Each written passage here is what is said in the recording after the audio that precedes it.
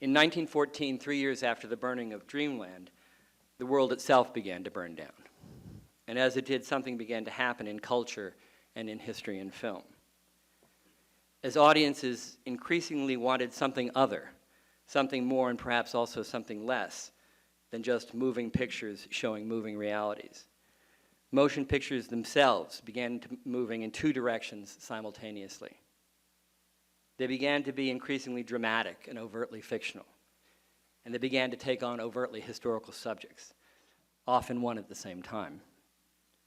And so, of course, in 1915, 20 years after the motion picture camera was invented, 50 years after the end of the Civil War, and exactly 100 years ago this year, Birth of a Nation was produced and released to the public, the most famous, if not infamous, historically based feature film of all time. History and film, after a long and incredibly consequential morning, had arrived. And looking back over the course of this last century, it's possible now to see a few patterns and begin to take stock. An enormous commercial success. Birth of a Nation sparked massive controversy and dissension from the start. Thomas Dixon, the author of The Klansman, the book on which the movie was based, and a classmate of Woodrow Wilson at Johns Hopkins, arranged for a screening of the film at the White House in 1915. "It is like writing history with lightning," President Wilson reportedly said. "And my only regret is that it is also terribly true."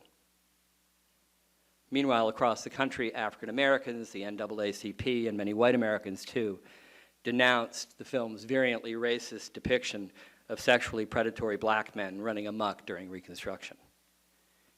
In the end, the only historical value of one of the earliest full-length feature films based on history lies not in any putative light it sheds on the reality of post-Civil War America, but in its power as a toxic historical artifact in and of itself, tragically symptomatic of its time, attesting to the deep and abiding racism at the heart of the culture of Jim Crow America.